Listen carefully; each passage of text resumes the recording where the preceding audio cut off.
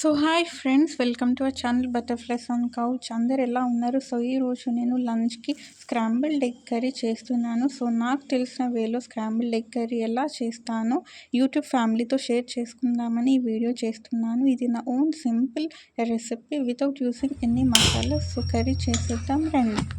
So ఫస్ట్గా stove వెలిగిద్దాం. దాని మీద ఒక మందం ఉన్న ఒక గిన్నెని పెట్టుకుందాం. ఈ చిన్ని గిన్నెతో ఆయిల్ని 3 times పోయండి, ఫాలోడ్ బై జీలకర్ర. ఇది ఆయిల్లో హీట్ అయిన ఆయిల్లో వేసేద్దాం. ఇది వేసినప్పుడు ఒక టైప్ ఆఫ్ సౌండ్ వస్తుంది. ఆ సౌండ్ వస్తే జీలకర్ర మంచిగా వేగినట్టు, మంచి టేస్ట్ కూడా ఉంటుంది. సో నెక్స్ట్ ఆవాలు వేసేసుకుందాము.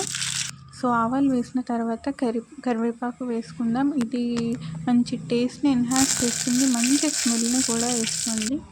సో తర్వాత సన్నగా తరిగిన 3 ఉల్లిగడ్డలు వేసుకుందాము. ఉల్లిగడ్డలు నార్మల్గా ఎగ్ కర్రీకి మ్యాండేటరీ.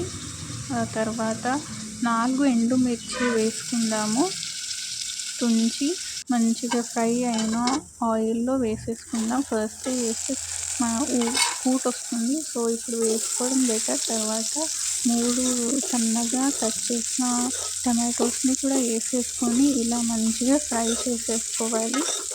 ఆనియన్స్, టమాటోస్, ఎండుమిర్చి మంచిగా ఇట్లా ఫ్రై చేసుకొని కొంచెం సేపు మగ్గనివ్వండి. తర్వాత పసుపు వేసుకోవాలి. ఇది అమ్మమ్మ ఇంటి నుండి పసుపు కొమ్మలు దంచి తెచ్చింది.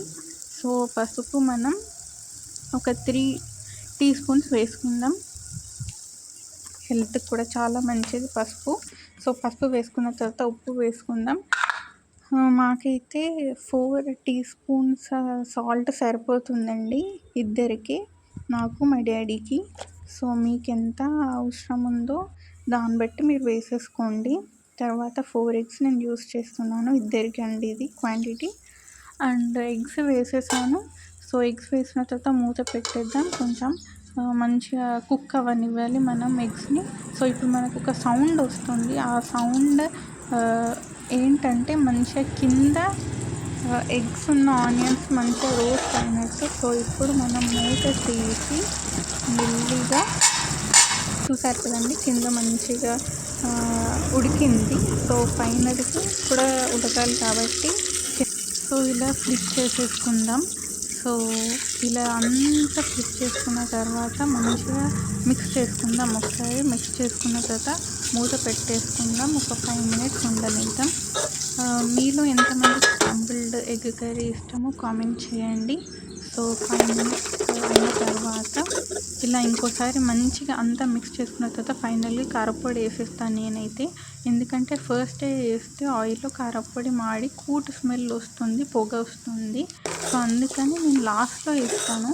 ఎగ్ కర్రీలో అయితే టేస్ట్ కూడా బాగుంటుంది, మీరు ట్రై చేయండి. సో నేను ఇంకో సైడ్ రైస్ పెట్టాను. రైస్ ఉడికిందో లేదో చూసుకుందాం ఫ్రెండ్స్. సో రైస్ అయితే ఉడికేసింది, తినేసేద్దాం. ఇది ఇంట్లోవే పొలంలోవే పాలిష్ చేయని రైస్ హెల్త్కి చాలా మంచిది, ఫైబర్ కంటెంట్ కూడా చాలా బాగుంటుంది. సో ఫైనల్గా కర్రీ అయింది. వీడియో నచ్చితే లైక్ చేయండి, సబ్స్క్రైబ్ చేసుకోండి ఫ్రెండ్స్. మీరు కూడా ఇంట్లో ట్రై చేయండి ఫ్రెండ్స్.